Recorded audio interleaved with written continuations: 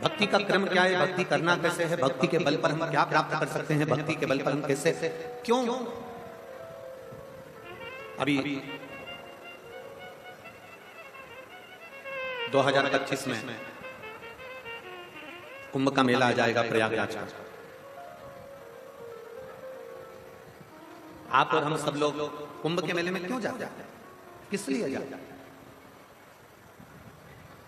गंगा यमुना सरस्वती के उस संगम पर जाकर स्नान करते हैं, पूजन करते हैं, अर्चना करते हैं, स्मरण करते हैं, आखिर किस लिए, क्यों? हम किस कारण से प्रयागराज की इस पवित्र भूमि पर पहुंचते हैं, क्यों? क्योंकि वहां 3 कार्य होते हैं। पहला, पवित्र नदियों का स्नान हो जाता है। दूसरा, साधु संत सन्यासी तपस्वी साधक उपासक का दर्शन हो जाता है। और तीसरा, हम भारतीयों को, हम सनातनियों को अपनी संस्कृति का ज्ञान हो जाता है कि हमारी संस्कृति हमारा धरोहर है।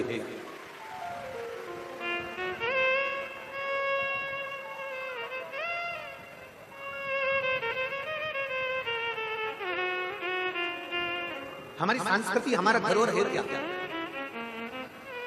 मैं माननीय उत्तर प्रदेश के यशस्वी मुख्यमंत्री माननीय योगी जी को धन्यवाद देता हूं कि उत्तर प्रदेश में सारे प्रदेशों में कुंभ लगता है, सारे प्रदेशों में कुंभ लगता है, पर उत्तर प्रदेश की पवित्र प्रयागराज की भूमि पर माघ के महीने में तो हर साल कुंभ लगता है। लोगों का एक कुंभ समान भारी पड़ जाता है।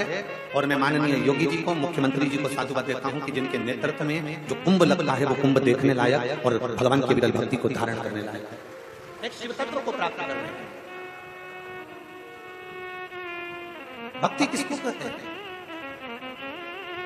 भक्ति का मतलब यह नहीं कि मस्तक पर तुमने त्रिपुंड लगा लिया और भक्ति हो गई। भक्ति का मतलब यह नहीं कि तुमने चंदन लगा लिया और भक्ति हो गई। भक्ति का मतलब यह नहीं कि गले में तुमने माला पहन ली और भक्ति हो गई। भक्ति का मतलब यह नहीं कि तुम मंदिर जाकर बैठ गए और भक्ति हो गई। भक्ति का मतलब यह नहीं है कि तुम अपना घर छोड़कर तीर्थ में जाकर बैठ गए भक्ति हो गई। भक्ति का मतलब यह नहीं है कि तुम मंदिर देवालय शिवालय छोड़कर चले जाओ और भक्ति, देवालय शिवालय में जाकर बैठ जाओ और भक्ति हो गई। शिव महापुराण की कथा कहती है भक्ति का मतलब है अपने घर में रहकर, अपने घर में जो रह रहे हैं, बस उनके दिल की बात को अपने दिल में बिठा लेना और उनके लिए कुछ ना कुछ अच्छा कर देना भी भगवान शंकर की भक्ति है, शिव की भक्ति है। सीखो मेरे महादेव से, सीखो मेरे देवादिदेव महादेव से, सीखो मेरे भगवान शंकर भगवान से। भगवान नारायण ने माता लक्ष्मी को अपने चरणों के